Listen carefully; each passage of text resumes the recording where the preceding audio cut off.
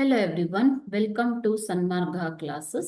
9ನೇ ಪ್ರಶ್ನೆ ನ್ಯಾಯಾಂಗ ಎನ್ನುವಂತಹ ಚಾಪ್ಟರ್ ಇಂದ ಈ ಕೆಳಗಿನ ಪ್ರಶ್ನೆಗಳಿಗೆ 2ರಿಂದ 4 ವಾಕ್ಯಗಳಲ್ಲಿ ಉತ್ತರಿಸಿ ಅಂತ ಕೇಳಿದ್ದಾರೆ ಮಕ್ಕಳು. ಓಕೆ, ಸರ್ವೋಚ್ಚ ನ್ಯಾಯಾಲಯದ ನ್ಯಾಯಾಧೀಶರಾಗಲು ಇರಬೇಕಾದ ಅರ್ಹತೆಗಳು ಏನು ಅಂತ ಕೇಳಿದ್ದಾರೆ. ಸರ್ವೋಚ್ಚ ನ್ಯಾಯಾಲಯದ ನ್ಯಾಯಾಧೀಶರಾಗಲು ಇರಬೇಕಾದಂತಹ ಅರ್ಹತೆಗಳು ಏನು ಅಂತ ಕೇಳಿದ್ದಾರೆ ಮಕ್ಕಳು. ಸರ್ವೋಚ್ಚ ನ್ಯಾಯಾಲಯ ಅಂದ್ರೆ ಸುಪ್ರೀಂ ಕೋರ್ಟ್ ಎಲ್ಲಿದೆ? ಇದು ಭಾರತದಲ್ಲಿ ದೆಹಲಿಯಲ್ಲಿ ಇದೆ ಅಲ್ವಾ.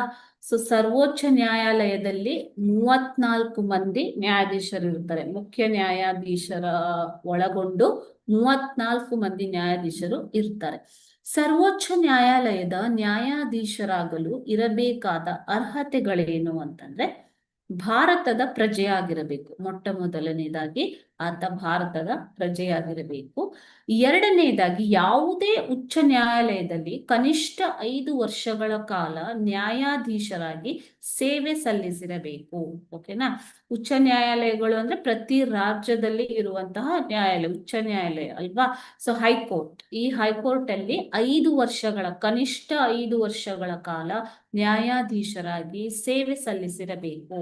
ಅಥವಾ ಯಾವುದೇ ಉಚ್ಚ ನ್ಯಾಯಾಲಯದಲ್ಲಿ 10 ವರ್ಷಗಳ ಕಾಲ ವಕೀಲರಾಗಿ ಸೇವೆ ಸಲ್ಲಿಸಿರಬೇಕು. ಓಕೆನಾ.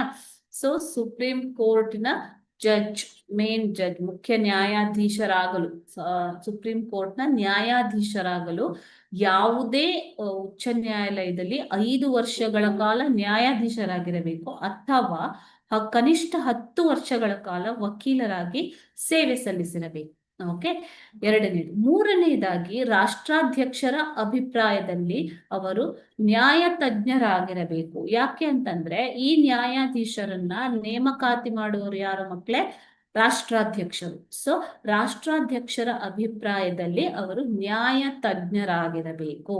ಈ 3 ಅರ್ಹತೆಗಳಿದ್ದಾಗ ಮಾತ್ರ ಅವರು ಸರ್ವೋಚ್ಚ ನ್ಯಾಯಾಲಯದ ನ್ಯಾಯಾಧೀಶರಾಗಲು ಸಾಧ್ಯ. Okay, thank you.